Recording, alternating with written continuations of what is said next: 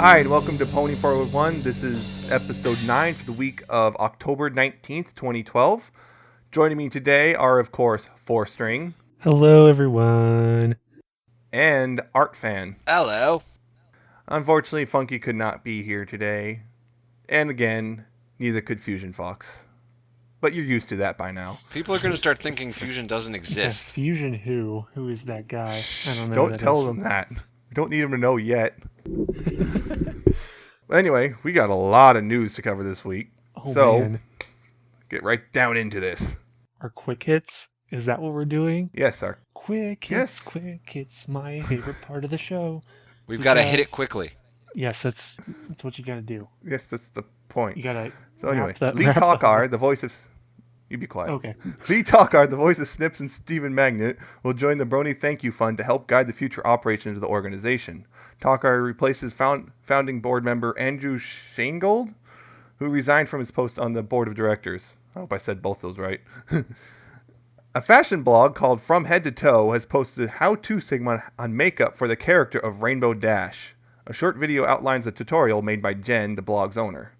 It's not a how-to for an entire cosplay of Dash, but it does give some interesting pointers on how to fill out one's costume with some handy makeup tips. For more information, check out Jen's blog, and links to the YouTube video in the description, per usual. In other news, The Beat, a news blog that covers comic culture, has posted an article this week about the My Little Pony Friendship is Magic comic to be released next month. According to the article, pre-order estimates for the first edition of the comic are now in the ballpark of 90,000. Check out the blog article for more words about the upcoming comic. That's insane because most comics consider 20,000 to be enough to survive. It's over 90,000. And as that's the sound of 4-String contemplating life as he knows it. Contemplating making chocolate pudding at 4 a.m.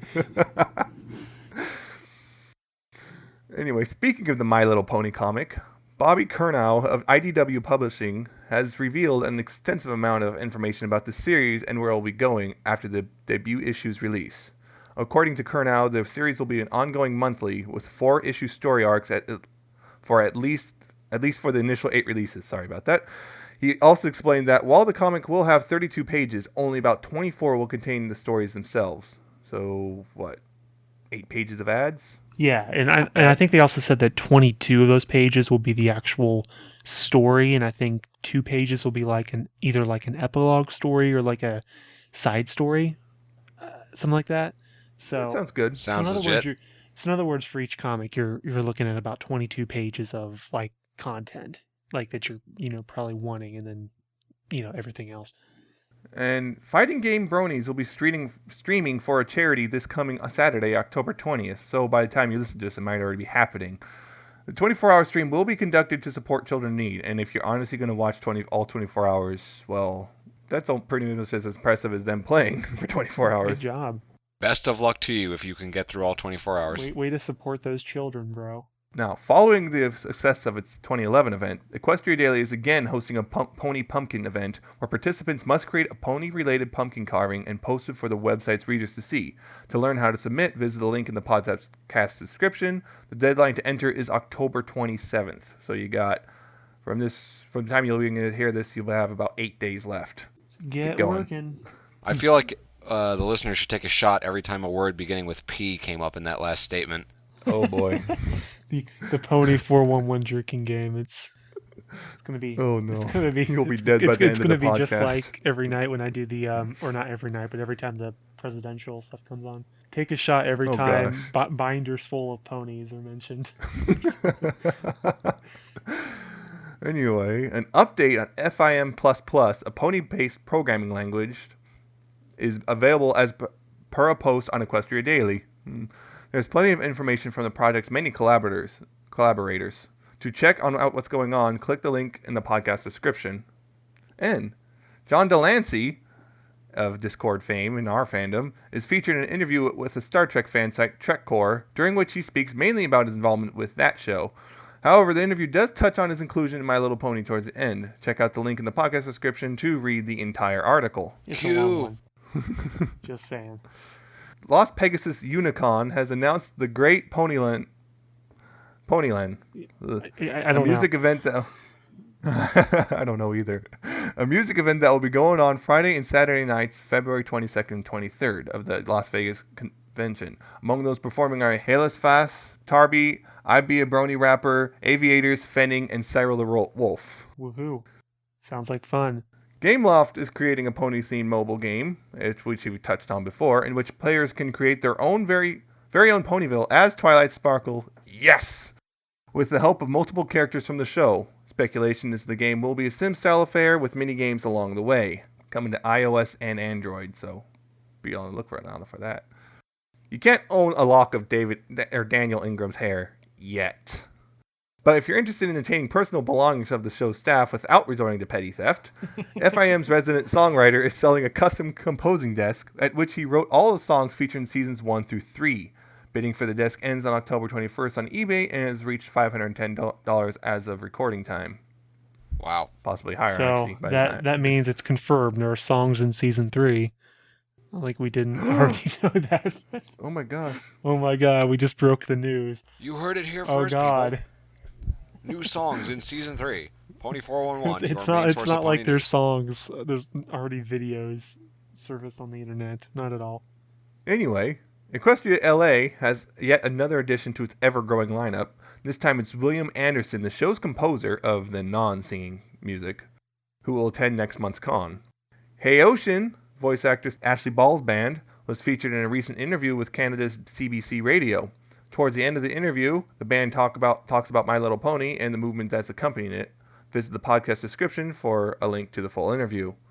A Brony paintball group called Royal Guard Paintballs popped up on Facebook. Judging by a Facebook event page, it looks like the group is based in California. If you'd like to get some more info about the group or possibly join up with them at their next event, check out the Royal Guard Paintball Facebook page.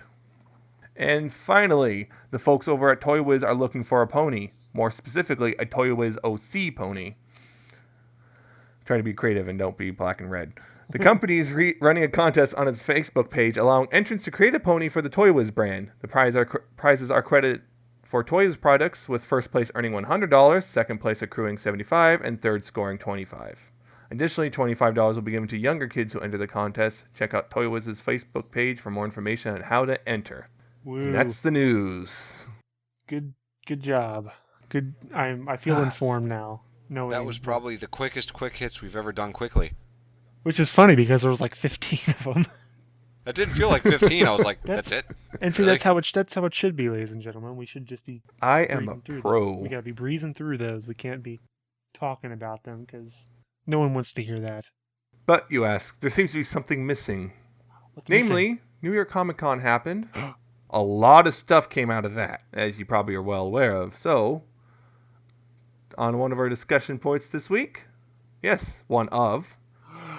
going to talk about a little bit about this season 3 stuff that just kind of popped up out of New York Comic Con, last weekend right after we recorded. So, immediately before we started recording this episode, they announced that they're going to announce something the next day. And as everyone knows by now, it was the release date for season 3, which is Saturday, November 10th at 10 a.m. They also, of course, released a few details, so stop listening if you don't want to hear them. Namely, there's going to be a bullying episode of some sort, but they promise it's not going to be heavy-handed or cheesy. They've also hinted that there's going to be a returning villain that we all love. I personally think it's going to be Discord. And they also said that this season is going to focus mainly on Twilight Sparkle and the advancement of her magical studies, which makes me very happy. It's time to start counting down, people. I now return you back to your regularly scheduled podcast. Not that, we're upset about that or anything. No. Nemesis didn't cry. He didn't. Of course not. We promise. That was all Artfan. I was too busy reading the latest Homestuck pages to cry. Of course. Homestuck references 1. If there's going to be a Pony 4-1 drinking game, there'll be a shot every time. Shot every time I make a Homestuck reference. Yeah. Which, if we were aware of a game, though, especially if you were aware of a game, it'd probably be bad, because then you just try to make as many Homestuck references as possible, which would both really annoy Nemesis and also make everybody playing the game hate you. So Pretty much. Well, at least those that would survive the game. yeah, well, Anyway, ignoring that, on top of the New York Comic Con news, there's been some other things that have kind of popped up recently that kind of are surprising, if anything. Yeah, that's probably the best word to describe it. First off, we got a name for that one villain. You probably saw him. Oh, way back when. we should note this is spoilers. So yeah, spoilers. if Almost you forgot. don't want to hear any spoilers, then fast forward. Go away. We'll tell you in the We don't do- podcast description somewhere, the YouTube description, where to fast forward to. Somewhere. Yeah, it might be a while, so just sit back and relax and go read Homestuck or something, whatever you Yes, go read whatever it. I'll you meet you crazy kids do these days. Watch Gangnam Style. I don't know. I don't know. I want to learn Pound that. puppies. First off, new villain name. We saw him way back when. A lot of people commented he looks like an OC, but his name is apparently King Sombra, not Somber, Sombra. That was pretty great. I mean, I remember seeing that pony just like when he first like came out and being like, "There's no way that's actually going to be in this show. Look at him." And this glorious, Guess what? this does he look glorious like? being of a pony is going to be in this show. I don't know what he looks like, so I'm kind of in the dark on this one. Oh. Okay, Art, here, I'm sending this to you now. Over the internet. But yeah, Oh, he just good God, looks really? so Yep. that's just So weird. Probably it's- makes sense in context, but He has a still, mullet. it just- I didn't even Why think do of you that. The think he's 80s evil? called. They want their hairstyle back. My God. He does kind of look like someone you'd expect to see more in like the 80s version of the show, like one of the villains there.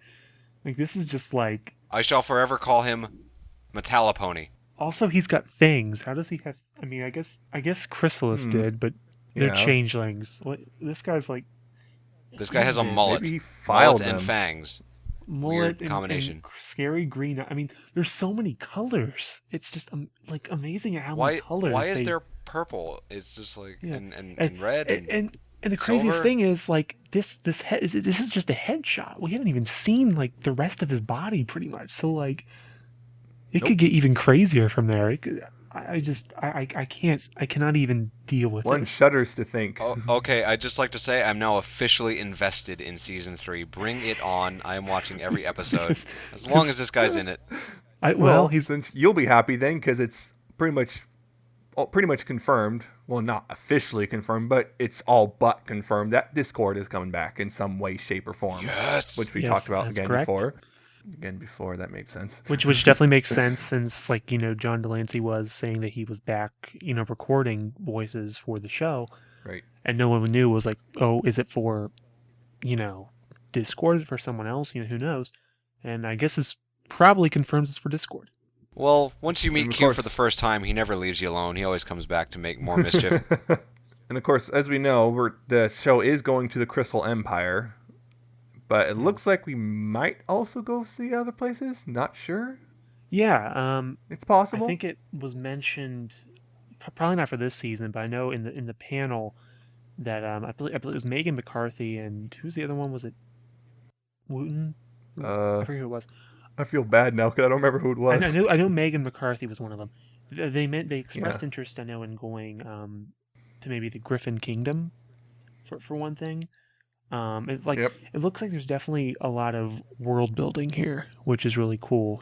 Going different places and I like that sort of thing. yeah, I think it's like the closest that we're really going to get to having some sort of, because they're not going to pretty much ever do any sort of like thing where it's like a recurring story over like, the whole season. Like it's never going to be like that. All the episodes are going to be able to stand alone. But I think this is going to be the closest we're ever going to get to that extent.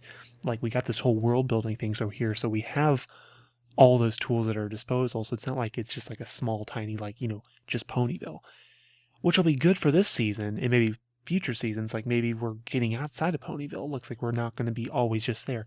I think they confirmed that we're going to be in Manhattan again at some point. Oh God, that or pun not hurts. again. Have we been in Manhattan yet? Actually, Actually, Yeah. kind of. Yeah, Briefly with the yes. Cutie Mark Chronicles. Yeah. So Manhattan's coming. I don't remember if they mentioned anything else. I mean, obviously we got the Crystal Empire, but so that's good. I like that. Philadelphia or bust. I I like don't I know. like that I'm it really seems into like they're Las thinking Vegas's. outside the box by expanding the world, like the actual world, and showing us different places. It's like you said, it makes it better by taking it outside Ponyville, which is all we really see for the majority of the show so far. By creating all Right. these different towns and everything, it creates a solid like universe for the show to exist in, and I like that. Yeah, which is very good for fanfic writers. Oh, of course. Fanfic writers love their Oh. giant worlds, I think. You know. Unless, of course, it ruins their story, but that's... Nah, yeah, well, there is that. Oh, well. And another thing they talked about was possibly getting more into Celestia and Luna's history, Yes, and that which would be should be wonderful. quite awesome to see. Absolutely. Probably one of the most requested things is more Luna and then interactions between Celestia and Luna. Mhm. Yeah, Yeah, I hope it's some sort of like kind of historical, like they possibly go back and it's like a flashback. They show them instead of like maybe offhandedly mentioning like, oh, this happened, kind of like it's been so Mm, far. Like, oh, we know what we know from stories, and rather than like right. seeing it with their own eyes.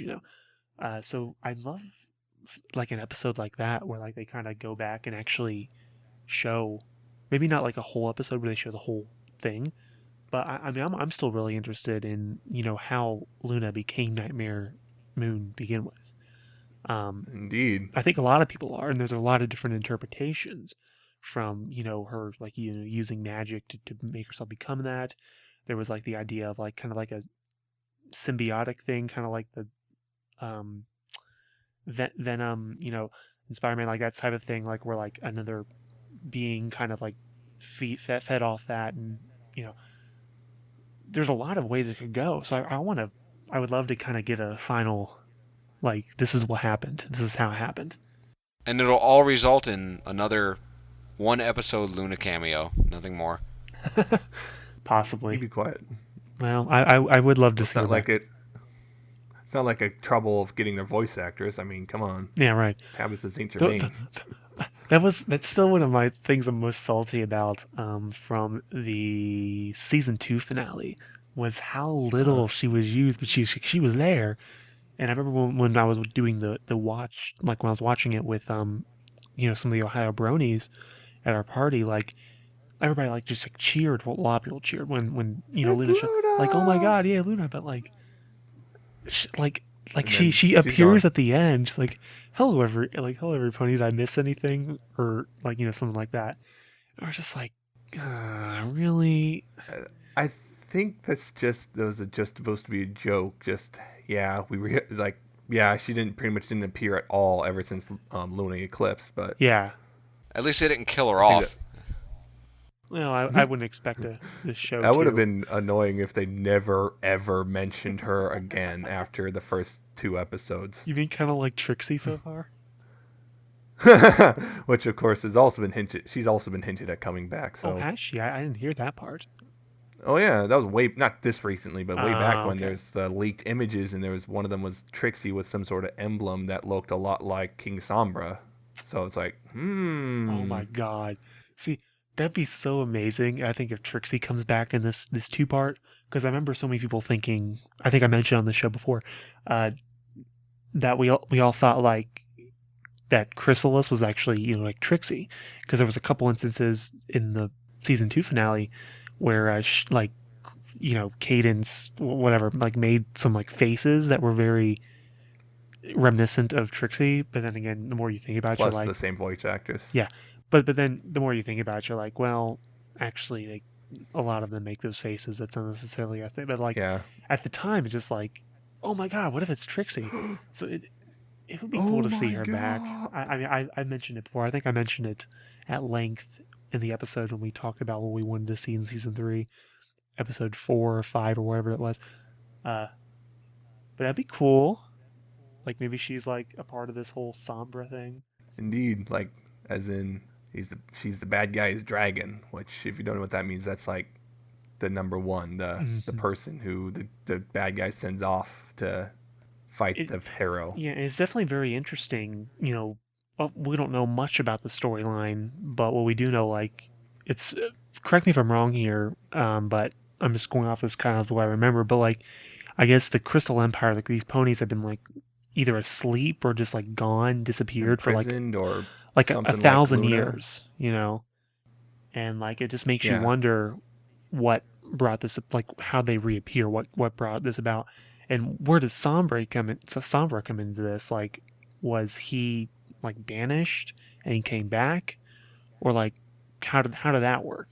Yeah, it's just one of those. Yeah, Who knows? We'll find out something, yeah, won't we? yeah, right. Like we've gotten a lot from the show, so like quite a few details, but we're still very, and that's what I like about this, because yes, we have gotten spoilers, but it's not like we already know everything. Exactly. So that's what so it still keeps us, excited about this premiere. So that's good. I like that. And another thing that a lot of people are really excited about is they've kind of hinted that an official soundtrack might finally be coming out. And that's very exciting. Means we will high quality versions of the songs we love without any of the background noise that musicians really hate having to deal with. Exactly. Oh, yeah. I'm really excited for that. I'm not saying I'll get it, but I'm excited for it. That's something that's like, I'd love to, because if someone like posted like high quality like rips or whatever of the audio, but it's like it's still got the sound effects. I want a clean version. Exactly. It's just impossible to get. Yeah, exactly. I do kind of wonder if they'll be including everything, or what they'll be including, even, like, because I know a lot of people are really into like the score that William Anderson does. Like, are we ever going to hear any of that, or is it just going to be Daniel Ingram songs? I'm guessing it'll be that. But if it's that, like for instance, you got the Giggle at the Ghosty song. That's like, it's very short. Do you include that? Some of Pinky's other songs that are like super short, like the Evil Enchantress song. Do you include that? Do you include the evil? Do you include the Evil Enchantress with Fluttershy? What? One track called the Pinkie Pie compilation. That's fair. But so it'll be interesting, and I'm going to assume it'll be all the songs over like the first 2 seasons at least. Maybe the third one. They might be waiting till. I'm guessing the third one too. I bet this we'll hear, because if it was for the first 2 seasons, we probably would have already heard about it, like officially, like, yes, it's happening. So they're probably waiting for like the third season, all their songs to come through, and then so that's exciting though. I'm very excited to see what they have on there, and obviously get some good quality rips of some of the songs.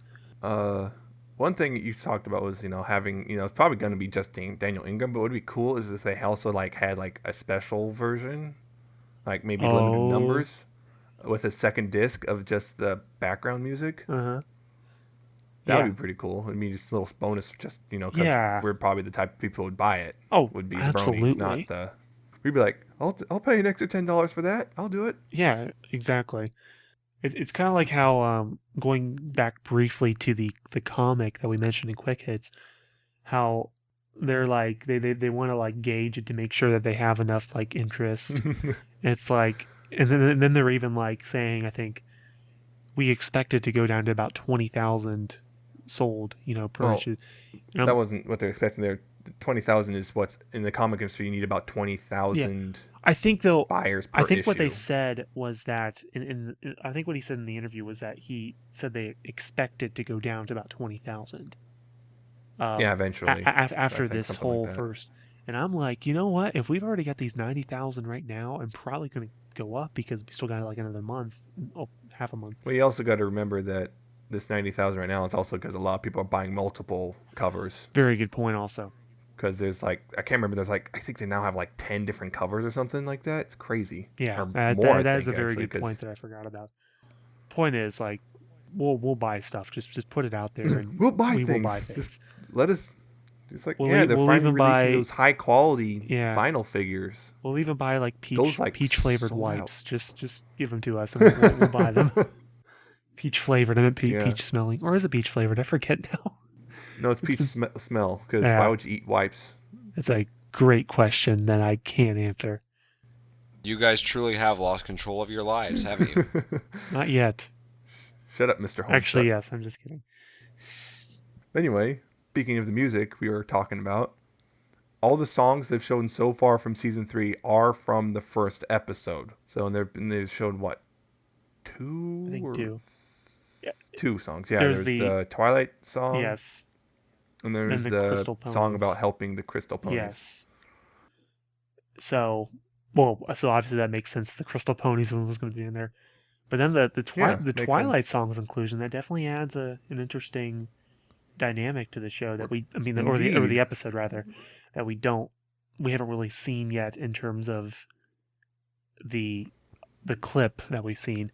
So I don't know how that's going to fit in. That's interesting. Indeed. And one other thing that they also confirmed, hoof mammals can talk, others cannot. Yeah, Pretty but you simple. have to clarify that this doesn't necessarily count mythological creatures. Right. Because Mythological creatures can talk yes, as well. So or like some griffins. can. Yeah, so like griffins Or or some dragons. griffins. But yeah, they have Apparently confirmed not that. manticores, though. Yeah, right. That's why I think it's selective. It's like once they get to mythological creatures, it's like okay, maybe. I think it was interesting.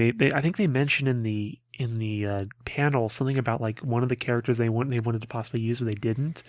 I think, and people were speculating that might have been like a centaur because they're trying to keep all the human-based stuff out. I think they also mentioned. So it's Right. like it was probably a Right. centaur that they like were possibly thinking of or something like that. And it was like, Well, yeah, I remember way back when I think someone said something. I can't remember if Lauren Faust said it herself or someone relayed it, but they said something about having an episode where they found a pony being raised by a family of deer in the woods. And it's like, I can't remember if the deer were able to talk or not, but it was just one of these interesting things. But it's like, never came to fruition. But I wonder if that was possibly also one of the things, because, it's quite one of those things like, why is that if cows can talk, why are you keeping them in a barn? And yeah, because shut up is why. because the ponies are the overlords, Celestia is God, etc. Etc. All will obey. Pretty much. Anyway, and of course, if you've been following the New York Comic Con news, you probably also know there's a 2-minute-ish clip from the first episode out there, and now in high quality and high definition on their Facebook page. Yes, and it was actually quite a cool clip. Pinkie Pie is Sam Fisher. Yes. Yeah, I definitely enjoyed that clip, and it's I mean, for those of you who haven't watched it, it kind of sets up the whole, the Crystal Ponies have returned. At this point, they're in the Crystal Empire Kingdom town, whatever that they're in, and they've all these ponies don't have like this, like they don't really remember what happened, like it's like some sort of amnesia type thing. But at one point, We just know something's wrong. yeah, and at one point, one of the ponies says King Sombra's name, and then all of a sudden there's like this flash, and of eyes. yeah, those green eyes pop up of Sombra, and the pony, she kind of like winces, and it's like, so that definitely adds something to it because that means we did get kind of a taste of the villain, and that pretty much confirmed that the villain like was that pony that we saw, that black and that monstrosity that we were talking about earlier. So yeah, but like it was very amusing, especially I thought the Fluttershy part of it was pretty funny, where she was about to be assertive Fluttershy, and then she was like, no. No. Well, that's so typically Fluttershy, though, and that's one of the things I really like about that character, how she'll have these moments of seeming seriousness, but then we'll just be like all cutesy and shy and Shy. yeah. Yeah. Because it's not like the term shy is in her name Nope. or anything Not like at that. No. Nope. So now moving on to unconfirmed but very crazy news that might be pertaining to season 3 spoilers. Way back when we talked about that picture that came up with the plushies. Mm-hmm. There's the vinyl scratch, and we saw the new Fluttershy, and I of course freaked out because there was Twilights everywhere with wings on them, and of course that's just like, what's going on? And there's a Twitter for BLE Europe, and if you don't know BLE Europe it's the brand licensing Europe, and they're basically the event for European licensing industry. They just show all the licensing. They tweeted a picture of a bunch of girls holding Furbies because Hasbro just relaunched the Furby line. Those things But that's not the part anyone cares about. What everyone cares about is in the background of this picture, there is a couple My Little Pony banners at this Hasbro stand. This is an official event for the industry with Hasbro there. This is not like some fan-made thing. In the background, there's a picture of Twilight, and she has wings. And she's sparkling, like living up to her name. And the wings, as people have noticed, are not the typical Pegasus design, but they're look more like Luna's wings. And she still has her horn. In other words, Alicorn, ladies and gentlemen. Alicorn. It has happened. Alicorn Twilight. What is an alicorn? Horns. Well, in the show, Alicorn, they have the traits of all three. That's Celestia, Luna, and Cadence. Well, I see. So alicorn's like the grown-up. No. Twilight. Not necessarily. Yeah. Powerful. There should be. Well, of course, there was way back when Cadence was first seen. People went, what? And not surprisingly, this bit of news has been a bit divisive. Mm-hmm. Or not news, but rumor. This picture, and everyone's like, freaking out. And of course, no one on the staff can actually say anything because, well, legal stuff. But at first, I wanted to say that it was just a mess up.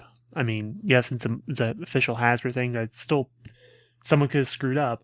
But then, I remember that plush that we saw that also had the wings, and it just seems like that could just be a coincidence, but it's getting less and less likely at this point.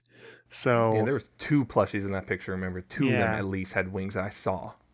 So who knows? We might be having a Twilight Alicorn, if not this season, the next season, and it may be a permanent thing, and it may be a temporary thing. We don't know. Yeah, the more I think about this, it might end up being a permanent thing because if it was temporary, then why would they have a banner of it? Why would they go crazy with merchandising if it was temporary? Yeah. So maybe, yeah. Which is going to be definitely interesting. And like I was telling Nemesis earlier, as long as they give it a good reason for happening, fine. I don't want it to just be like Celestia one day is like, you've earned this Twilight Sparkle, and makes her an Alicorn. Which is another thing. This will finally let us figure out how the hell do alicorns become a thing. I mean, Indeed. besides the fact, obviously they like breeding. That's different. But I don't know. I am just so it's interesting. I don't know. That's all I can say. A lot of people I don't know how to feel about this. Yeah, people, I hate really this. don't. I'm just I don't care. I mean, I'd feel like this if it was any character that suddenly was oh, I'm an Alicorn now. It's I don't know. It's I don't know. It's different. It's just especially because we've never seen this a character go through this much of a physical change like this. Unless we're counting Spike in that one episode when he or technically. Wait, what happens to Spike in one episode? He gets really big. Yeah, when he gets really. Oh, I've seen that episode where he basically turns into an adult dragon. But we haven't really seen that, so who knows what kind of dynamic if that'll change anything within the group or not, and it might not. I don't know. Obviously, Twilight's the main main pony of the group. So if it was any character, you probably expect it to be her. Plus, she and Celestia are bros for life, so again, you would expect it more so than you'd expect it from Rarity, Dash, Fluttershy, and certainly the other two. Since is there 2? I'm forgetting one. No, you got it right. Who are the main 6? Wait, hold on. You guys talk the about ones you didn't mention are Applejack and Pinkie Pie. Pinkie Pie. I cannot think of Pinkie Pie. Well, I'm surprised. I was expecting you to be the Applejack, the one you forgot. I can think of Applejack because to me she's a very stereotypical Earth pony. Earth well, farming. the thing is, just the running joke. Applejack is I the know best that. background pony. Oh yeah, I know that, but I remember her. I could not think of Pinkie Pie for a second. I'm like, I know there's a second Earth pony in the main 6. Who? Oh my god. Who are you? It's funny because that's probably the most merchandise I've ever probably bought of a character is probably Pinkie Pie. Oh, that's because my girlfriend's really into Pinkie Pie. In fact, she's gonna be Pinkie Pie for Halloween this year down in Athens. It's gonna be a lot of fun. Oh boy. So if you're in Athens, Ohio, and you happen to see a girl dressed up as a Pinkie Pie in a homemade costume, might be her. That's her. I'll be with her, possibly being the He-Man from the What's Going On video. So. Oh boy. I know. Oh boy. Nice. Take lots of photo evidence I just have to and figure video out how to of make this, that work please. first, but that's beside the point. I forgot Pinkie Pie, but Twilight's definitely the one that you would expect to be an alicorn of any of them. It kind of makes you wonder, like, is it because she was, it was always in her genes or something, and then it just never manifested? But if so, then that would kind of make you wonder, okay, when does it manifest? And also, it seemed like when Cadence was babysitting Twilight in the stuff we saw, or full sitting rather, she seemed to be kind of more of a teenager age, and by then she was an alicorn. Right. So I don't know. Like I keep saying, there's so many ways this could go.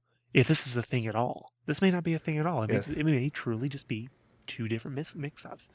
And 2 different mistakes that just happen to have the same exact kind. Exactly. The same exact type. Yeah. If it's a coincidence, it's a crazy coincidence. But, until I either see it confirmed or see it one other time, if I see it happen again, then okay. I'm pretty much convinced. But until then, I'm still kind of wavering on caution because it's but I don't want to get too. But I know plenty of fanfic writers have fanfics out there about the. Indeed. I know we're possibly going to talk about one later. So, Indeed. Although I guess they've done that with a lot of the characters, where it's oh, Rainbow Dash doesn't have her wings anymore, or Rarity doesn't have her horn, or adding things to people. So I guess it wouldn't be. Yeah. But alas, I'm just as you all are probably well aware, I'm a huge Twilight fanboy, and I'm I saw this and I went, oh my god! Yeah, he pounded on his freaked keyboard out for a little bit. Yeah, I was just kind of freaked out for a minute. I was surprised you hadn't heard about it yet. It's just because I was I guess it happened. It was tweeted about, I guess, when I was still asleep, and I was just kind of I woke up, I played Rhythm Heaven, I got on, had lunch, and then you're like, oh, by the way, look at this. I'm just like, what? Yeah. And of course, I just kind of looked, and I found out, oh wow, that's actually a fairly significant negative reaction. I was like, oh, well, that kind of disappointed me. At first, because it's I understand why people don't like it. I mean, a lot of people explained why, and just why they're hesitant or why they don't like it. It's okay, I get it, but it's just a part of me is just shut up, shut up, shut up. This is the most awesome thing ever. Don't you dare besmirch your name by saying otherwise. Right. Yeah, I don't think people will necessarily besmirching it because saying it's bad because of Twilight. I don't think it's necessarily and maybe there probably are some that are okay, this is Twilight as an alicorn, this is bad. I think a lot of people are also going to be more of the this is an alicorn, this is dumb type thing. People just have that thing against alicorns. Me personally, I'm kind of I almost feel like alicorn should be strictly to the the royal family we've seen so far. So part of me is kind of weird about that. It's oh, I guess anybody can be an alicorn, maybe, possibly. Maybe. I don't know. It's just, again, it's just so interesting that who knows where it's going to go. What's going on? But I also just remembered the knee-jerk reaction. Just I talked about it briefly, but Cadence. When we first saw saw the first image of Cadence, we saw she had wings and a horn, and people lost it because what's this? What's going on? We have another alicorn. Who is she? We never heard of her before. All this stuff, and he was freaking out, and then it turned out it wasn't a big deal. Yeah. Well, when I first saw the picture of him, I'm like, that's just totally like that's like a relation of what's her face, Celestia. Like, so I wasn't as worried about it. If it had been I don't like know, but if it had been some pony that like I couldn't like trace back the origin to, I'd be like, oh, that's well, interesting. But they never actually explicitly said she was related to Celestia I thought they said or that she was her Luna. niece. Well, I think it's like, but then again, it's like, well, Blue Blood's her nephew, but he doesn't have wings. What's up with that? Yeah, that's right. Yeah, I just opened a whole new can of worms on you. Oh God, that's just there's so many things. Ow, my head. Stop opening It's all the just cans. it never ends. And well, I guess a lot of people I understand are concerns like, well, now you just gave Twilight a major upgrade. That kind of makes if they get into any dangerous situation, magic gone, whatever, Achievement no big deal. unlocked. Exactly. But it's like, well, you gotta also remember, it's like Twilight is already kind of established as probably being the most powerful unicorn to ever exist. It's like that's already been kind of established from the first episode. It was already established she was very powerful, and then Cunimar Chronicles, Celestia says, "Oh, that's the biggest display of magic I've ever seen," or whatever. And so it's like it's very well established. Well, She's got a lot of power. actually, we should mention this because I think it was mentioned during the as an aside. It was mentioned in the panel that there's a possibility of Star Swirl the Bearded coming back. That Or- too. and Almost forgot about that. Yeah, and I mean, he's a unicorn, so I mean, like, Yeah. I think if there's anybody who could possibly through the years that might challenge that, maybe it'll be Whoa! Star I just Swirl. thought of something crazy. What'd you just think of? This is just one of those crazy off the wall things. What if Twilight's related to? No, Oh. no. What is Sombra's Star Swirl? Okay, how did you come to that conclusion? That I don't know. It just kind of because Star Swirl is kind of established. Star Swirl is way back when Sombra was around 1,000 years ago. I don't know. Just this is obviously some sort of powerful I villain wonder because it if looks it's like like he some has. sort of thing where Okay, here's my weird headcanon I just came up with. Oh boy. 10,000 years or 10,000? No, we're not going that far back. 1,000 years ago. Let's see. What was I gonna say? 1,000 years ago, you had the Sombra character. He also had Star Swirl. Star Swirl was the only one that could vanquish Sombra by doing some sort of thing that only he knew how to do. Twilight is a relation of a descendant of Star Swirl, and in this is able to defeat Sombra again because she can do that thing that Star Swirl could do, the spell or ability or something, and that's just what I just made up. But I'll laugh if it happens. I like that idea. We'll see. We'll see. She can do anything for love, but she can't do that. But yeah. So yeah, that's Alicorns. Another thing. One last thing I wanted to say was Okay. Lauren Faust. She said she actually made a drawing. She's an if Alicorn. you remember this. Yeah, but she said that eventually she actually was planning on having Twilight fly, but it's like, wait, she wasn't supposed to be. But she also said that if she was up to her, it'd only be 2 alicorns still. But the thing was, if you remember in Baby Cakes, the baby unicorn, like, was that Pound? Yeah, it was Pound. No, Pound. Yeah, No, Pound is Pound? the male, and Yeah, that's right. Yeah, Pound Cake Pumpkin's the stopped uni- pounding things. That's right. Yeah, I remember. Yeah, but Pumpkin, she was able to levitate herself. And Lauren Faust said she actually planned on having Twilight be able to do that. So in that case, it's like, well, people are like, oh no, Twilight can now fly as well. And that's like, well, she was apparently supposed to be able to at one point anyway. And also I don't think they're going to really upgrade her that much if this happens. Mm-hmm. I really don't see it happening if it becomes a permanent thing, which if they're marketing it is. I doubt it'd be. I don't think they're going to make her like a god mod or whatever. No. And besides, we saw Celestia got her butt kicked by Chrysalis, so. Yes. Her flank kicked, if you will. Exactly. Oh, you. I'm just. So alicorns thinking aren't like an invincible. old Brony. Well, Okay. cool. So I think that's about it. So at this point, if you're listening, we've told you to come to this point because we stopped talking about the stupid Yes. spoilers. Don't be like, No, Which means you've just missed about everything. you've missed quite a The bit, but that's podcast, okay yeah. because you got more to listen to, like right now. Yes. Yeah, right now. Another discussion point we're having. Recently, the Daily Dot posted an article about the fandom, namely, it's called 5 Signs of a Fading Fandom and Why Bronies Fit the Bill. This is by Lauren Orsini, who is pretty much their chief Brony correspondent. Oh boy. And, well, this article kind of paints the fandom in a bit of a negative light. And before you go freak out and get your pitchforks and everything, we should tell you what it's talking about in particular. Namely, it's just talking about some of the negative traits that are kind of been popping up. They've been seeing pop up lately within the fandom. And they're saying that the fandom, because of this is a sign that the fandom might be going away. And, well, they came up with, the 5 signs. And we're just going to kind of quickly, well, maybe not quickly, but we're just going to go through them one by one. But first off, they're talking about bullying and drama within the fandom.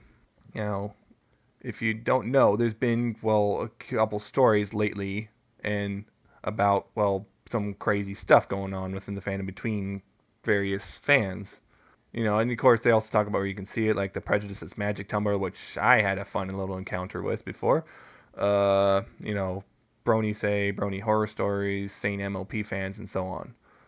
And of course, they talk about, this just because you see it there, it doesn't collect in one place, doesn't necessarily mean it's indicative of the fandom as a whole.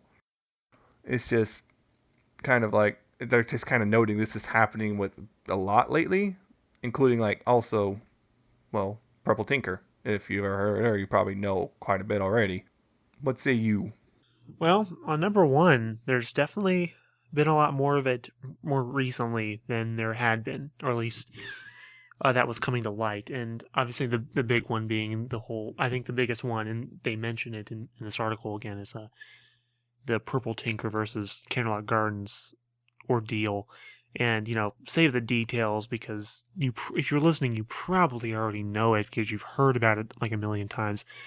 But, really quick, Purple Tinker says that one of the former con chairs, I should add, of Candlelight Gardens stole money from her, and a couple other things, and they were basically behind a lot of the smear campaigns against her, etc., etc. Purple Tinker being the former head of BronyCon.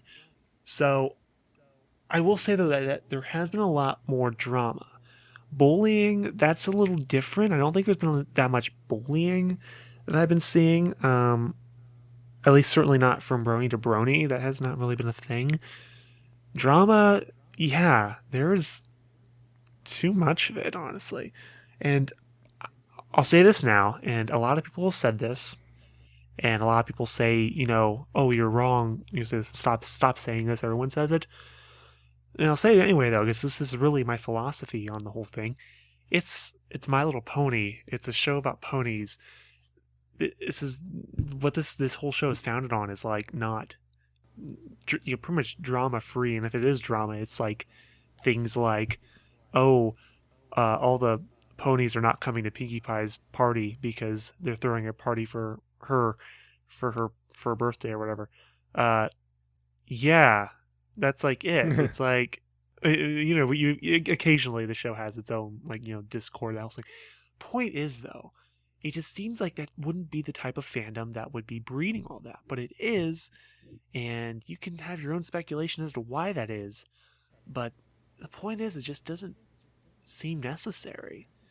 It's and it seemed like at the very beginning this fandom was so just chill about everything, and just and I think a lot of the drama a lot of times also comes from people, and I think this is something that we're going to mention a little bit later about the media, and media and not just media but outside people saying bad things. Before it was oh, who cares, whatever, but now it's if you say a bad thing about this show, you are a hater, bro. You need to just we're coming after you. Boy. It's just, I mean, think about if you guys follow Spoonie on Twitter, just for instance. I mean, that's one of many. So I don't know. I mean, with this one, they're right. Put it that way. Well, I mean, are they right? And this is something that kills the fandom. That's something that I'll talk about a little later. But are they right that this exists? Yeah, at least the drama part. The bullying part, I'm not so sold on. And if someone wants to, give me some prime examples other than like the Purple Tinker Candlelight Gardens thing of like big things like that, go right ahead. I'd love to hear it. But, I think in like well publicized terms, I haven't heard much, I Right. guess. At least nothing huge anyway. Right. There's just a typical friction just because people are different and they're going to have different opinions. Exactly. But And otherwise... and there's also the crazy thing. I think I saw this in Tumblr a couple weeks back about how like someone posted and said like, just because we both watch My Little Pony doesn't mean we're going to be friends. That doesn't mean we all of a sudden have everything in common. Just because we both watch this doesn't mean I want to hang out with you. This is just one show. This is one thing that we share. That doesn't mean we share other things. So yeah, speaking of what you say about like, we're all different. Like there are people who are very different, polar opposites possibly. I think you see that a lot in the characters people like. I actually have wanted to do kind of a thing on that before, where you like kind of look at the characters people love most, and then kind of look at their personalities and their lives, and like kind of compare that. But the point is, like, there's a lot of people who are very polar opposites, and so you're going to have friction like that, yeah. And that's I mean, that's going to happen in any fandom. I mean, you're always going to have that sort of friction. It just seems like it's either been magnified. It just seems it's been magnified in this fandom. I think it's maybe people just need thicker skin. Just go ahead and say it. Maybe people just need thicker skin when it comes to things. I'm not saying with everything. Like, don't jump on me and say, oh, but they stole money from me, and that's why I don't like them. Like, I'm not saying this was everybody, but it seems like there's a lot of menial things out there that's like doesn't need to be as big a thing as it is. Right. Art, what about you? Well, bullying, I mean, I don't think that's a sign of a fading fandom. I think that's a natural thing for a fandom to have in it is, people are going to interpret the show in different ways, and of course, different opinions are going to clash, and people are going to get picked on. It's a natural progression of any fandom. You can't say, oh, because more people are getting bullied and looked down upon, that means that the show is falling out of favor. No, quite the contrary. I actually would look at it as the fact that the show is gaining more fans because there's more differing opinions and different types of fans, and that means there's more to clash, and that more will clash. You know what I mean? So it's just like, Oh. yeah, no, thank you. I mean, Yeah. I just don't see how you could use that as a way to say that the fandom is fading. For me, it's quite the opposite. He's got a good point there. I'm kind of actually going to bring that up. Is just, you're getting more people as the fandom grows. You're getting more people. This is what happened. Was people complain, oh, the fandom sucks now because there's so many jerks now. It's like, well, there's more people now than there were back when it was just 4chan. Exactly. You got to understand when you get the more people you add, while the percentage of jerks stays about the same, there's still going to be more of them. You're going to encounter more of them. Really is that simple. Mm-hmm. Anyway, moving on to point number 2, which was big name fans keeping their distance, which is one thing that I kind of notice here and there, but I don't know. But anyway, it just talks about particularly the Amino, which if you don't know who that is, that's basically someone who said, I don't like the way Derpy was betrayed in the show. And basically a lot of people jumped on her for what she said, and to the point of, well, death threats sometimes. Anyway, what do you guys say about that one? That's definitely something I think you see. I think you even see that at conventions. I think I mentioned that a while back, how like a lot of like the bigger name people always seem to kind of either keep to themselves or keep with each other, and don't necessarily. This is not indicative of everyone, but like, kind of hang out with each other, or don't even go to conventions.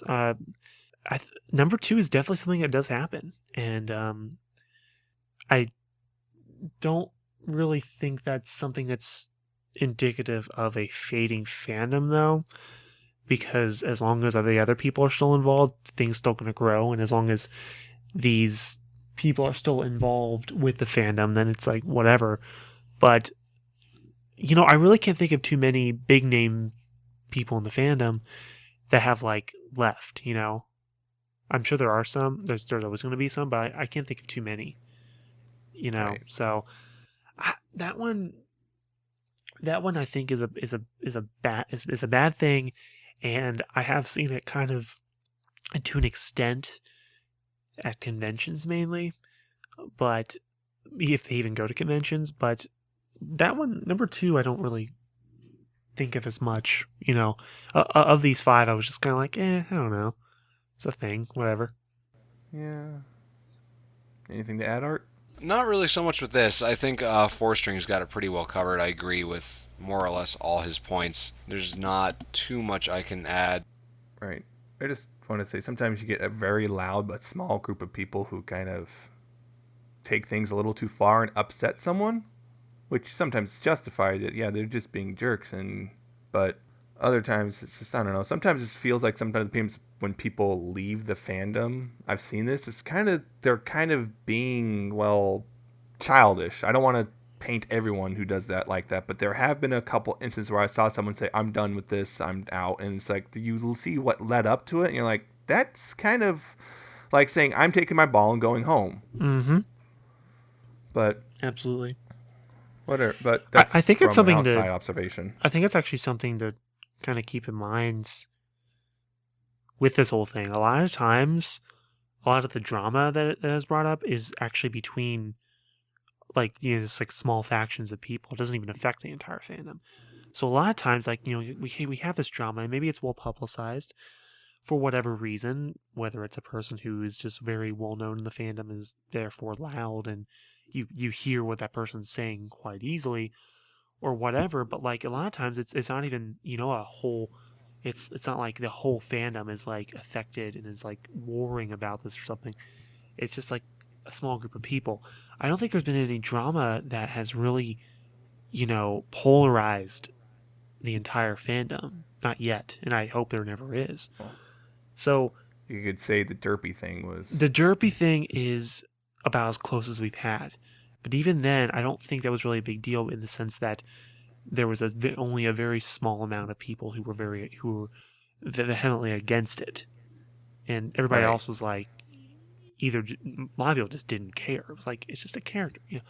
So calm down. That's about the closest we've gotten in terms of like a fandom wide thing. But even then, it's still not that crazy, I guess. But that's kind of going back to point 1 a little bit there. But you bringing up the small aspect kind of reminded me of that. Right. All right. Moving on to number 3, which they say media oversaturation. Oversaturation. And to be honest, this is the one I kind of get the least of all their points. But basically, it's just saying, well, at first, you know, it's just this new thing, and everyone just wanted to see what this, you know, the weirdos, you know, just like, oh, look at all these weird people, weird guys who like My Little Pony. Isn't that funny? And then now it's like you got Jerry Springer, and you got Walmart selling a shirt and everything, and now it's like people are like, oh, okay, that's a lot, and now it's getting tired and boring. And all right, first of all, if you're talking about fading fads, mentioning Jerry Springer is just like, I mean, he became irrelevant years ago. It's just... Yeah, I don't really get how this is about how this portrays like a fading fandom, the media oversaturation. If there's more media, if it's showing up in more places, then that just doesn't seem to me like, oh, this means the fandom's fading. Like, if anything, that means the fandom's like growing or is being more recognized, more visible. So I don't really get that, and though I do agree that the whole thing with at least with stories about people coming in and being like, oh, this is the Brony thing, this is weird, we're going to talk about how weird it is thing. I mean, that's definitely become oversaturated. That's a thing that was done, poorly or not, whatever, by, you know, places like, you know, Fox News and etc. at the, you know, toward the beginning, or toward, you know, a couple months, maybe even a year in. And then it was like, it sucked for a lot of people. A lot of people were like, oh my God, you're portraying us horribly, and, you know, don't like this. But it wasn't really a big thing then. But now a lot of places are doing it. And it's like, that gets kind of old. Like, if you keep doing the same story, you know, like, I don't think the media oversaturation can be a thing in the sense of like, the Daily Dot, for instance, where we're getting this from, posts like news stories about this, or about the whole Walmart shirt thing, or a guy went to a Brony Fanfare, etc. And that can be different, like, or even a story like from Rolling Stone, for instance, that's just a basic, like, here's what happened at this convention thing. It takes no opinion either way about, oh, this is good, oh, this is bad. It's just, this happened. And like there's other websites, publications that have done that too, that have just reported on it because it's there, and that's a thing that they feel like they should cover. Like, we can't just be saying, oh, those should all go away. Well, right. We could. I don't know why you'd want to, though. I mean, like, coverage is good. They say like no press is bad press is like still good press, because like no press is bad press. And I never really agreed with that, but only to like a small extent. But I feel like we can't just like give up. Like, we can just be like, okay, all media GTFO. They're going to be around no matter what, and I don't think it's killing the fandom by any means. Especially because at this point it still informs new people. You read some of these stories, and every once in a while it seems like almost always when it's in a big place, you'll always see someone be like, I didn't realize this was a thing. And so they find out it's a thing, and you go from there.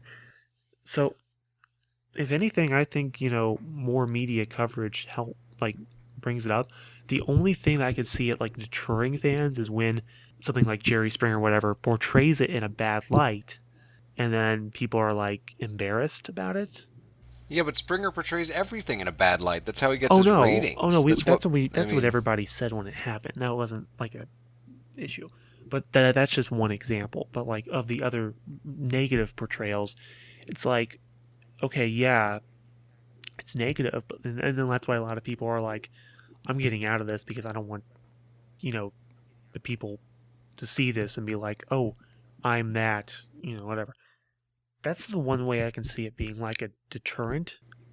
But other than that, like, that's the one that just, that makes sense to me, not very much at all. Yeah, but it's like good press, bad press. I mean, even bad press is good press. You know what I mean? It's like, to an extent, yeah. No matter what anyone says about the Brony fandom, all they're doing is adding to that, because they're pushing it out farther into the public's eye, and the more people that report on it, the more it becomes accessible to people who might not have known, what My Little Pony is, or might not have known about the Brony fandom. So that's gonna, at the very least, intrigue more people to check it out. And all it's really doing is, it's like you said, it's not hurting or fading out of the fandom. It's just serving to expand it. You know what I mean? Especially if say a news article's negative, I think that probably has the most impact to expand the fandom, because people are going to read some crazy, ridiculous story about bronies and be like, oh man, I have to check this out just to see it to be believed. And who's to say that when they go to do that, they're not going to get hooked and join in on the activities? Yeah, Teens what I mean? React to My Little Pony is one of those. I think there was a guy in that who, like, they watched it and was like, this is actually sounds kind of interesting. And then he ended up, I think in a later episode, having like a Fluttershy shirt on or something like that. Like, ate like a pony shirt. So, I mean, like, it doesn't happen. For sure. Right. On to the next point, which is number 4, which is fewer newbies. What they're saying is that right now there's not a lot of people joining the fandom right now, and they talk about how someone says, oh, I don't see a lot of new people. It's just the same people over and over again. Okay. And that one is very easy to talk about, because my guess is the person who said that was saying this kind of at the end of convention season, which we're about now. And this is at having been going to convention since, like, beginning of, like, couple months into the year. Here's the thing. We haven't had any new episodes since April. We haven't had any really much, if at all, any new content. So yeah, you're going to see the same people a lot of times, because there's not really much bringing new people in except for media coverage, basically, or any other sort of, like, if someone just like kind of stumbles upon it through Reddit or whatever. But like, I think that's the reason you're seeing fewer new members, because there's no new content. Like, And I think when we get to the point again here in about a month or so, when we've got new stuff coming out again on a regular basis, it's going to get better. It's going to get better for a lot of people, I think, because I'm not saying I'm getting burned out by any means, but like I'm ready. I listen to all these songs for like music for this podcast, and it's all the same tired like samples or whatever. And it's just like, we need something new. We're going to get that here soon. And I think it's going to bring more people in. But but fewer fans is definitely a sign of a fading fandom. I will give them that. But I would say check back about halfway through the third season and see how we're doing then. If there's still fewer fans, if the fandom is actually getting smaller at that point, yeah, okay, sure. But let's wait a little longer, because I think this is like, this article is timed at a point where it's been 6 months now since we've had a new episode, half a year. Yeah. So it makes sense to me. It's like, well, it's actually a very long wait. Oh, it is. Yeah. But yeah, most TV shows I have to wait like 3-4 months in between it. We a little different. Yeah. Well. Yeah, and fewer. I don't even look at that as, at least in the context of right now, I wouldn't look at it as even in part being a sign of the fandom fading. I look at it more as the fandom kind of capping out. It's like it's plateauing. It's until the new season comes out, we're not losing any fans, but it's just kind of reached this point where it's not going to go any higher. It's just kind of going to coast on this straight line. You know what I mean? Mm-hmm. Until the next season comes out to bring in more people. I mean, that's just the way I view it. It's not falling down. It's just kind of staying consistent. And one of the things, though, that one of the bronies quoted in the article says, and I think this is a very, very good point, is that, there is a new season coming out, and that might bring some more people, but those new people might come and see the fandom in the state that it's in right now and think, oh, that's not for me. So that's something to kind of think about, but that's more of a concept of, do you think the fandom's in a bad state? Is it actually as drama-ridden as we think it might be, or is it just a couple people's personal problems a lot of times, but it's like gripping the entire fandom? And I'm still trying to figure out if that's a thing or not, but that's something that this, I think, Cerulean Spark is the name of the brony that's interviewed, but that's something definitely to think about. It's like, yeah, well, what if these new fans come in and like just don't like the fandom that they see, Right. Valid concern for sure, but I think that I think that there's still plenty to like, that it could even continue to draw more fans. Uh-huh. Right. We'll see. We'll see in about a month or so. Yeah. Believe. I just want to also point out that, well, not point out, but I've just kind of noticed a couple people have just kind of disappeared for a while. Like, they just kind of disappeared. Season's over or whatever. Now they're just kind of coming back out of the woodwork. It's like, oh, new season's coming, and they just kind of all of a sudden, or people who kind of stick around, but they're like, I don't really care that much, and all of a sudden they're seeing some new stuff about season 3, and now they're going, oh my gosh, I need to see this now. Yeah, it's just kind of, and then they're telling people and all that stuff. So, like, I know in like meetups, a lot of the people that I really enjoy hanging out with, we barely even talk about the show anymore. Not that we did to that much anyway, like in personal like dealings, but like it's just like we've seen everything, we get everything. It's like you can only watch the episodes so many times, so that's right. What's going to be really nice about this new season. It's like finally we have something new to watch, to talk about. Yeah, so I'm excited about that. But anyway, I guess we got a fifth point too. One last point, which is loss of founding values. Dun, dun, this one's a bit, and they're saying that basically what held the fandom together initially is kind of disappeared, and basically they're saying the tenets of the the underlying show values are like friendship, love, and tolerance for everything. And it's like, oh boy, because honestly, I think this is something that I've kind of noticed. I kind of get irritated. It's like people talk about the love and tolerance thing. It's like that was never actually said in the show. Just kind of was a joke that started off to kind of annoy people who were trying to troll them. Mm-hmm. And it's really not a founding value per se. I think the only thing that's legitimate of that, I guess, is friendship of those three things they listed in the article. And magic, witchcraft. Right. Burn us at the stake. But Well, here's my thing. It's like the fandom more or less initiated on 4chan.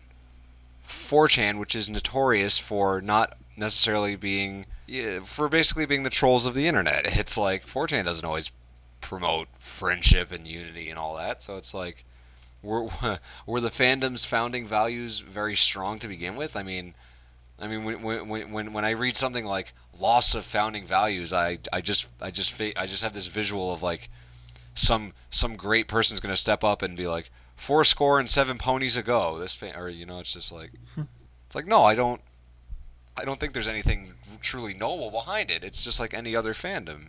You know what I mean? It goes back to what I said about interpreting things in different ways for different people. You know what I mean? It's like you could interpret how you might have different founding principles than other people might. You know what I mean? Abraham Lincoln. I'm gonna punch you. It took me so long to think of something at all. I could tell. I could sense that the wheels were turning. I could tell you were thinking about something. I'm sure there's a better one. I'll think of it later.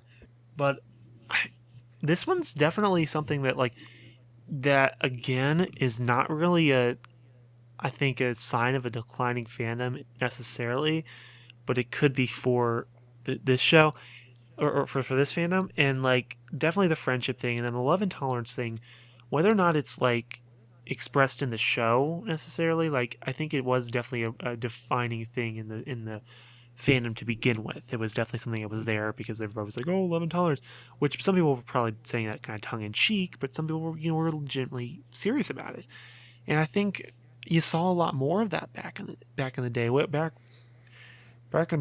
But I think to an extent you almost even see that still at some conventions, where people are very welcomed no matter what, and they're able to get along with people and just kind of make these friendships and whatever. But I think there's also a lot more negativity out there now too. It's a lot there's a lot more of people being exclusive. There's a lot more of the people just getting way more pissed off than they should when someone says something that they don't like. I could be having a conversation with someone. This has happened.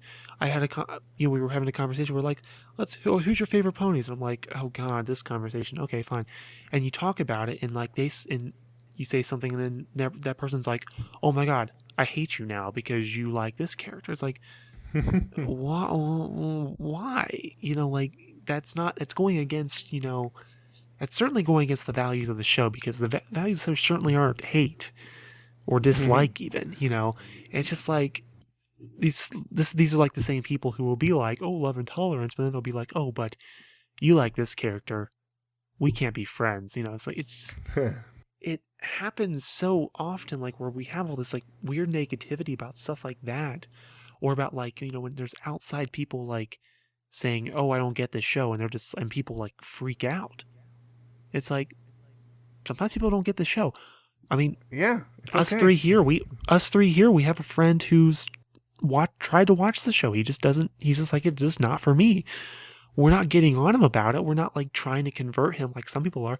Some people are so hardcore about it. They're like, "No, you have to like it." It's let people be sometimes, unless there's a reason that this negativity against the fandom a lot of times has sprung up, and it's a lot of times because of us.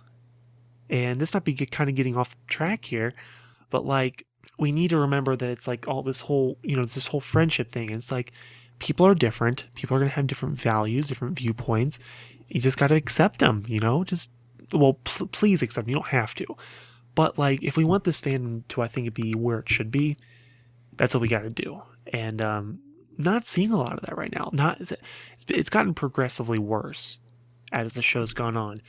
It seemed like first season was a lot better, and then second season just kind of slowly slowly devolved almost. And I love this fandom, so I don't really want to say that I dislike it at this point, but it does get kind of old. Right. Well said, sir. Well said. I feel like the flag of Equestria should have been waving behind you to some Really? patriotic music. I was just rambling. I don't even remember what I was saying. That's how all great speeches are made.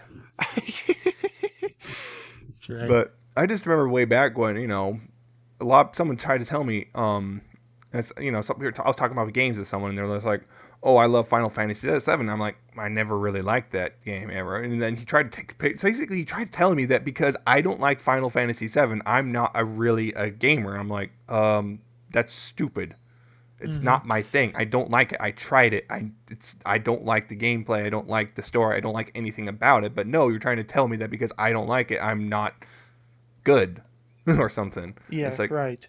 And like every single, whether it's like fandom for gaming or the Brony fandom or whatever, people do the same thing in the Homestuck fandom. It's like if you don't like Homestuck, GTFO, and it's like, no, we can't be like that. It's not going to be for everybody. It's a comic that has over 4,000 pages. Not everyone has the patience to sit down and read it.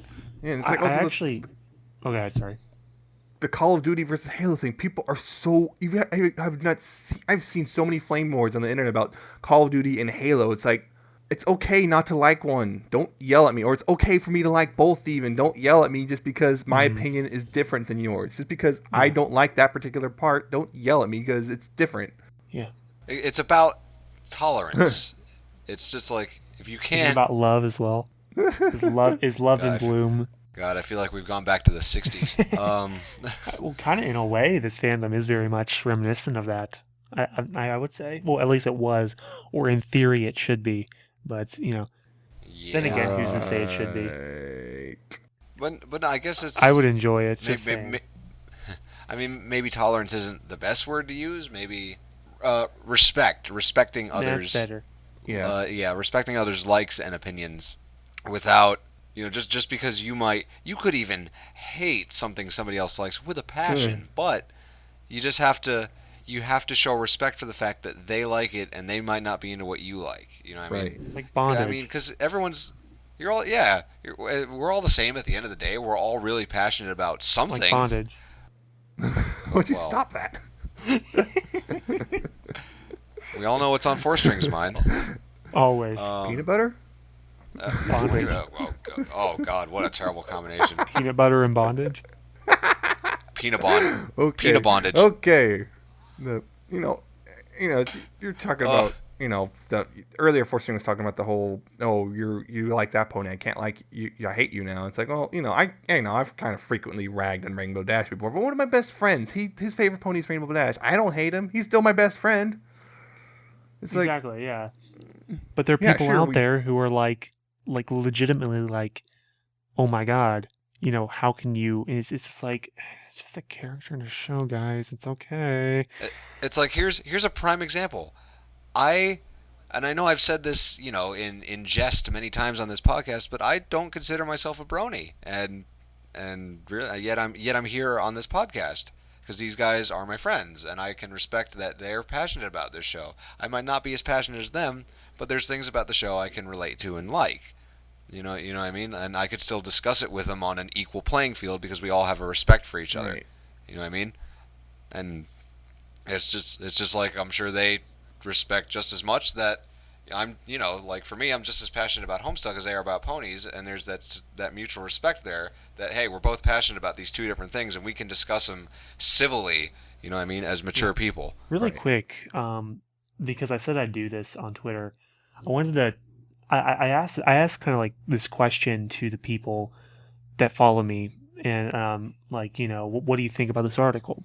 Because it definitely was a big, topic of discussion this afternoon, and I really quick wanted to kind of go over some of the things people were saying, and you guys can possibly chime in on this if maybe you agree, disagree, whatever. But this is some of the other viewpoints that I got, and one of which I'm going to read from a Starshine, who we interviewed last week from TrotCon, and he says that he agrees with the comments, and that after any group hits a certain size, personal rift and disagreements are bound to happen. He says, I think the trouble with the pony fandom is also part of why it grew so fast. So many people are are so passionate about it. If people keep focusing on drama and going on about it, maybe the fandom might destroy itself, but I don't think it's likely. I think he also said was maybe that the problem is instead of letting things go sometimes, people have this compulsion to fix everything. And he also kind of mentioned that he thought the whole bullet points, the 5 points about the, dying fandom were kind of weird and where did they come from? And I kind of agree. I don't think I said I was going to mention that later, but I don't really know, like why are those 5 points the signs of a dying fandom? I don't really get it. I didn't Like get it who came either. up with that? Like how do we? Yeah. So I'm sure I could think of more points that are other signs, possible Right. signs, but not always signs. I agree with that But tweet, that's for sure. yeah, and Those tweets. one more thing he said. Two more things he said. Number one, he said, I think anyone involved in anything would do well to step back for a moment and take it in perspective. He also said that sometimes I forget people were claiming the fandom would self-destruct over a year ago, and we're still here. So, and Oh yeah, I do remember I that would add, stuff. and I will add to that. Not only are we still here, this fandom is bigger, more lively than ever. So, he's definitely right in that regard. I mean, at some point he's going to be wrong, but at some point it's going to go down. But as of right now, not at all. So you have to take some of these things with a grain of salt. And I should also mention there's a couple other people who chimed in. One of which Sparkle Peep, who we had on the show a couple weeks back as an interviewee, mentioned also. He says, "Oh yeah, a lot of those things are true. The real question is, are those things in fact a sign of a fading fandom?" Again, we've touched on that. And he also added that the only way I can see the fandom imploding is if Hasbro made Scooter Twist and Rarity Blue Blood canon. So, which let's be real here. It's kind of accurate. But Oh jeez. also got one from at Naki Farrell. This is a guy from the Ohio Bronies group. He said, I must say I can see a lot of the negativity mentioned in the article. There is an unnecessary amount of drama, but some of it could be attributed to some of the newer members of the fandom who don't have the thick skin the quote-unquote founding fathers have of this fandom still to this day have. I'm still a cult in this fandom. He actually said cult. But I like to Wow. keep my neutrality on the drama because I was like this before I even became a brony. There's a lot of problems in the fandom and only we can solve it amongst ourselves. I think that's kind of accurate. Like, it seems like a lot of the drama does, a lot of it seems perpetuated by, like, not all of it, a lot of it seems like inflamed, I guess, by more younger Right. members. And not always, though. I mean, that's why I had to correct myself because I can think of plenty of elder statesmen or stateswomen, I don't want to say just one gender there, but like, who have, kind of cause or inflame it. And it's like, yeah, it's not just the younger members, but yeah. And then Dan Brony, DanBrony on Twitter said it's true. We've lost many values and grown too big, which is interesting. I think we've Yeah. obviously mentioned that we've lost a lot of we've lost values, or maybe the values aren't as strong as they used to be. Grown too big? I don't know. I think we could I probably don't grow get bigger and still that be fine. viewpoint ever. But It's like, oh, yeah, it's too big now. It sucks. I think it's kind of like the hipster viewpoint, where Yeah. it's like, It's I popular, so like. now it sucks. Yeah, right. It's like, yeah, I mean, it's getting too, like, some of these conventions are getting too big, like humongous, but like, I don't know. I think it's so cool. It means more. Well, people always get upset when something they love gets too big for them to carry around in their back pocket. Right. Like if there's a band somebody likes, like this underground band, they haven't made it big, and then but once that band makes it big, then those old school fans are gonna get mad because it's like, well, this isn't my thing anymore. Now Yeah. it's too widespread for just me to enjoy it. Like, why do these other people have to I enjoy felt it? that way. It's I felt unfortunate. that way about Limp A lot of Bizkit.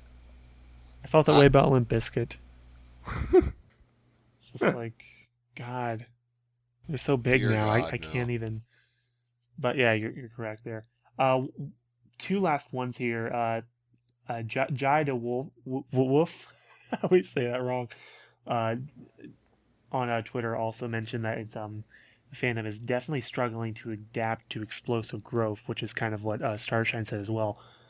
I think it's definitely accurate. I think there are definitely some things in place that are kind of more tailored to the smaller fandom, and it's just getting bigger, and it's getting tougher, and there's more things out there. Like there's more podcasts out there, like not us.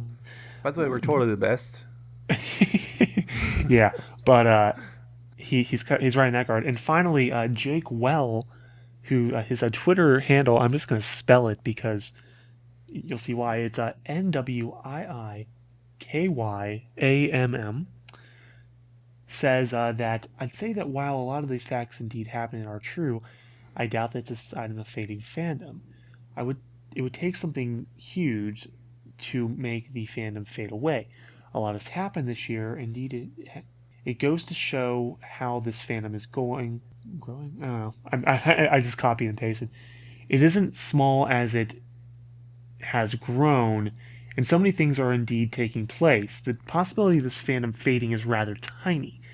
Indeed, the community has took a stir this past year, both good and bad. I think that's right. Yeah, it has taken a lot of good and bad, but I think overall, and I think this is definitely something, kind of a blanket, not to say that we're wrapping this up now, but like you could wrap this up by saying, there's been a lot of good and bad, but all in all, I think the positive outweighs the negative still within this fandom. Right.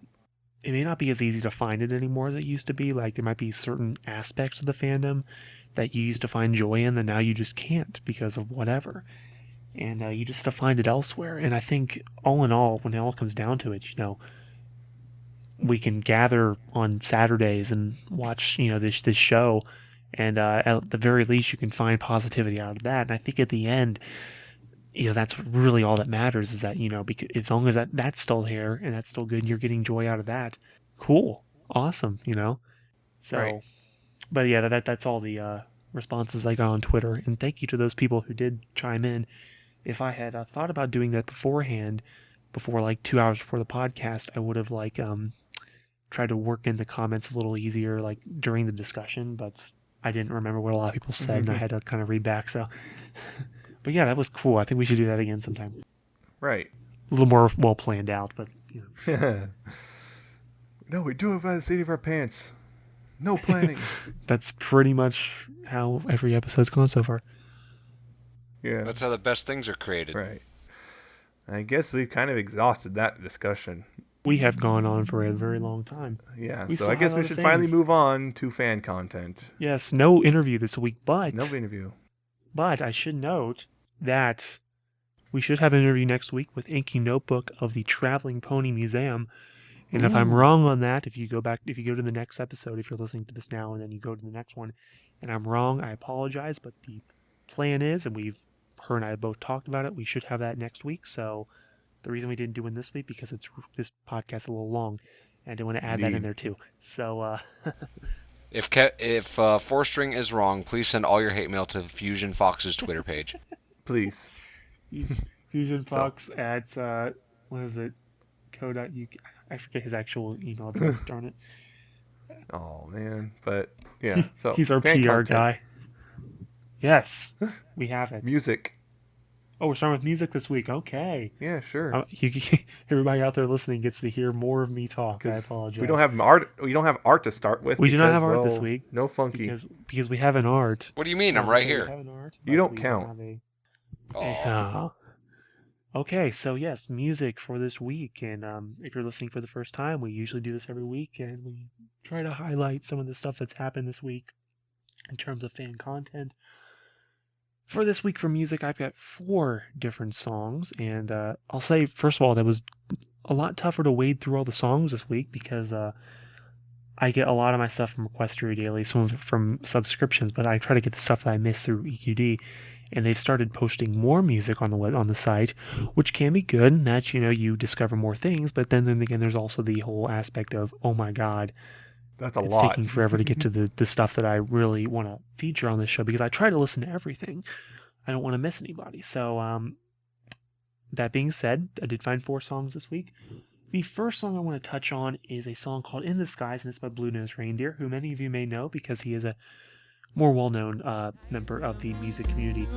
Me, I'm a prisoner inside myself, and I wait.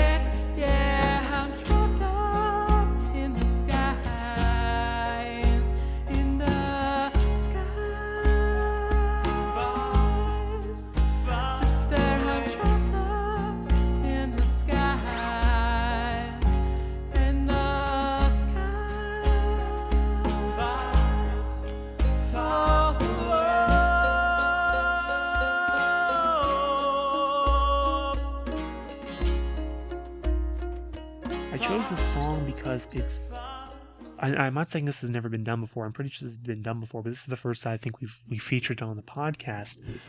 It's actually a ponified parody of another song. That song being "Apologize" by One Republic featuring Timbaland, and Blue Nose Reindeer is the singer of the tune, and Archive Alicorn wrote the lyrics. And again, I post this because it's very unconventional to see songs like this in the fandom.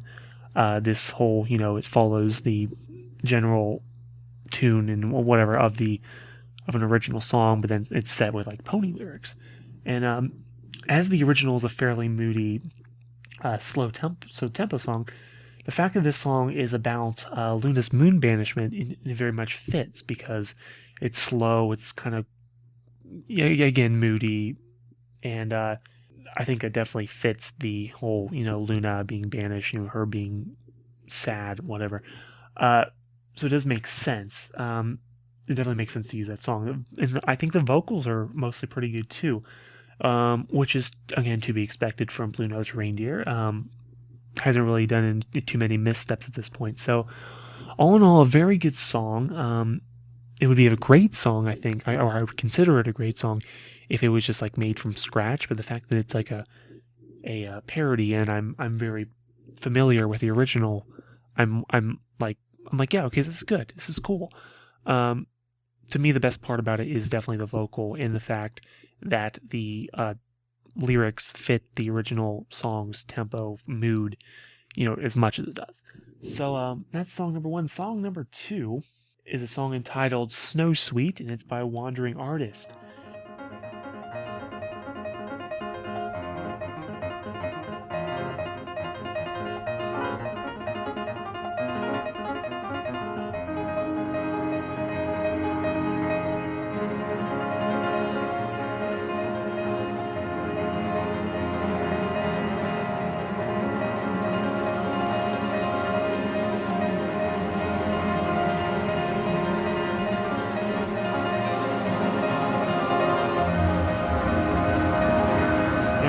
It says sweet, it does mean a sweet. This song is about 8 minutes long, and I think sweets aren't very common in the fandom, so it's always very cool to see something like this pop up, and it definitely works, I think. It's mainly piano based, and the style of playing the piano, especially at the beginning, this part 1, because it's broken into, I believe, 7 different parts.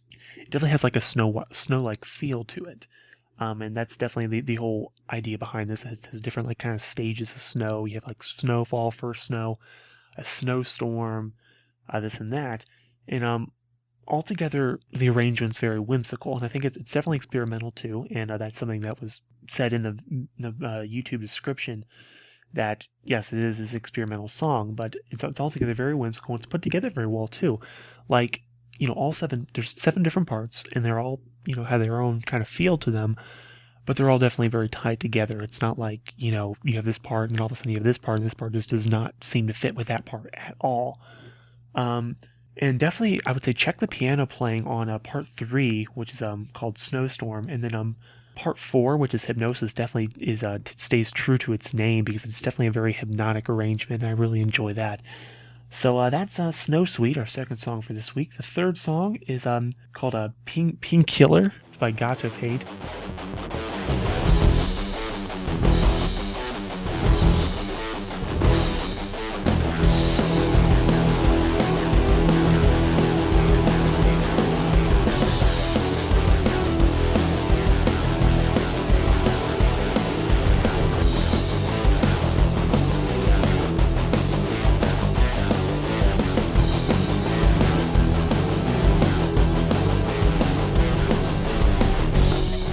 I gotta thank Artfan, because I actually didn't get the whole painkiller thing until he mentioned it, because at first I'm like trying to figure out, because if I'm not mistaken, Gato Paint is, I think, is either Spanish or Hispanic in some way, and like a lot of stuff is like written in Spanish on the comments page or whatever. So I thought maybe it was like kind of like a play on a Spanish word. Maybe it is, but I was kind of confused at first. But anyway, to the song, it's a fast-paced rock tune, instrumental, although it's left open the possibility of vocals being added later.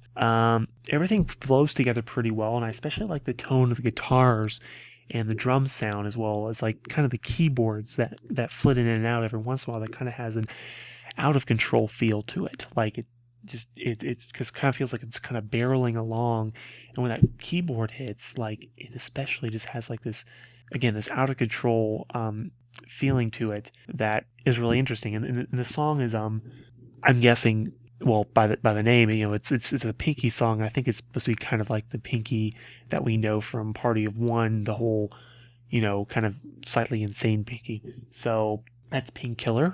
Check it out definitely if you're into more rock-based instrumentals. And finally, Lunar Guardian by Zahira Zephyr.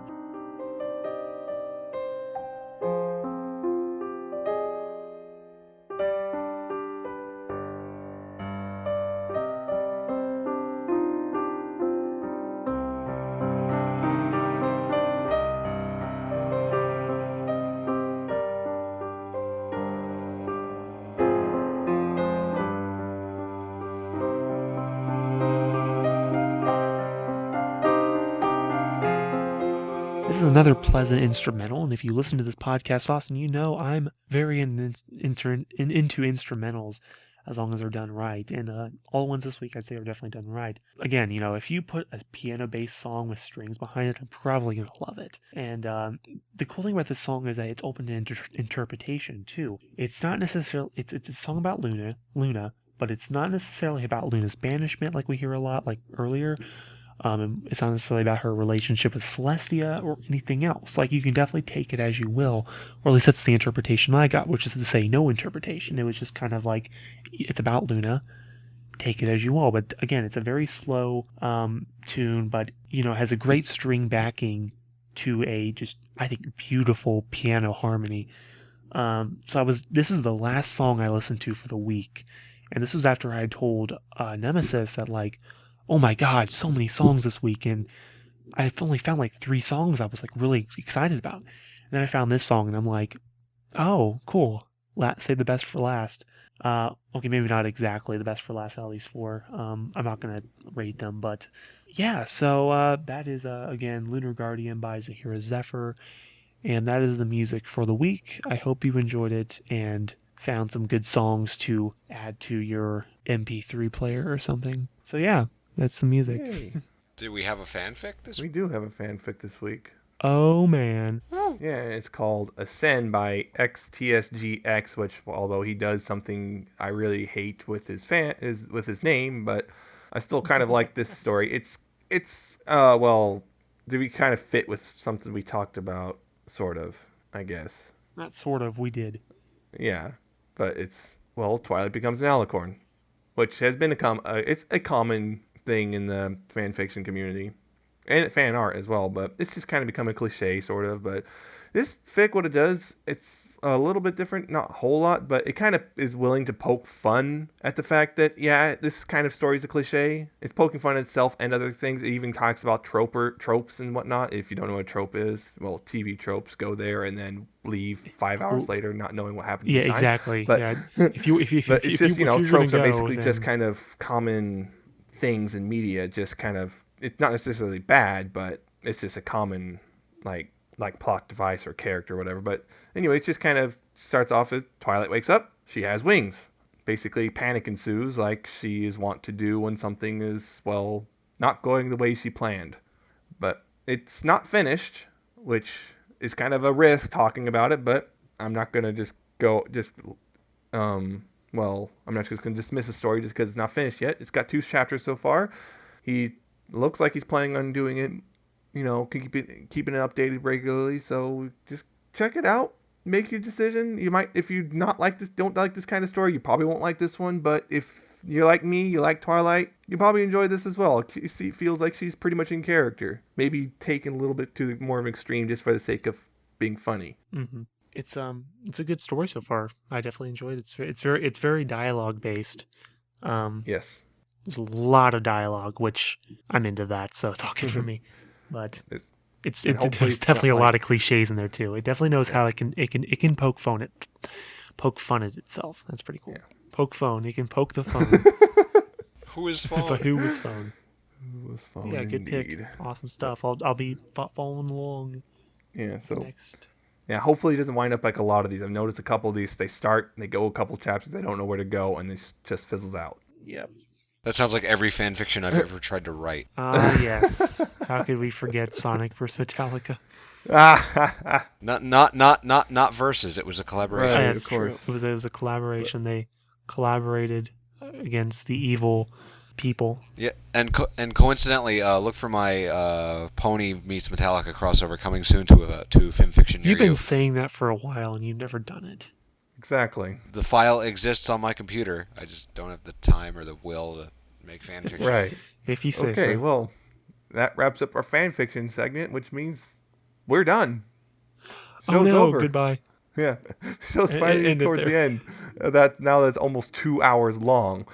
Yes, So that was quite a hefty discussion Yes. for 3 people to carry, but I think we did it. We did rather all well. right. We did Yeah. all right. It's a good thing Funky wasn't here because then we've we gone just on like 3 oh, hours. man. Yeah, exactly. But, But in other words, if you it's a wanna good thing I didn't add that. If you want to contact us, we're on Twitter at Pony411. We got a YouTube Woo! page. You can comment there, leave us a message. We also got an email address, pony411podcast@gmail.com. Drop us a line. Say if we're right or wrong about the fandom dying. Also, Tell send us- us any news if you want Yes, to be like featured news. in quick hits, because that Brony paintball group sent it in and they got featured, so you could be next. It works. Do it. Oh my god! Ah! Yeah, we like feedback. We like getting news stories, so because makes it so we don't have to look for it ourselves. We're lazy like that. You can Indeed. also follow all of us on Twitter. I'm at Nemesis Prime 1. 4string is at 4string MLP and Artfan at Artfan88. Then there's of course at LordFunkyFist and at FusionFox for the 2 who are not here. Let's see. We of course are on iTunes. Search for Pony401. You can find us there. You For can- free. Exactly. It's all free. You don't have to pay a cent. You can, of course, find us on YouTube, as We I do. previously said. You can also download us direct without iTunes. If you don't have it or don't like it, it's pony411.libsyn.com, and that's spelled LIBSYN. I believe that's everything. Oh, I also have to say thank you to all of our listeners last week. We got Oh, yes. we broke our record by 3 times, I think. Maybe a little less than that, but in terms of our YouTube views, currently we're standing at about 450, and I'm still trying to get to 500. That'd be awesome, but I don't know how we did that, but thank you so much for everybody listening and checking it out. That was really cool to come back and keep seeing that number just keep growing and growing and growing. It's just like, wow, we have people actually listening to us, and we got You like us, you really and we got us. legitimate comments. We even got a comment from Sexy Rick Satan. So that's how I knew we made it, guys. Yeah, apparently when a Brony podcast gets commented on by him, we've made it. I don't know much about that, but hey, I'll take these guys' words for Yeah, it. we're good now. We I'll roll with we it. can't. There's no turning back now. But yeah, next week is episode 10. Party hard. Double digits. First time we're hitting the double digits. Prepare. Yeah. Expect us. But don't forget, please pony responsibly. Bye. Good night.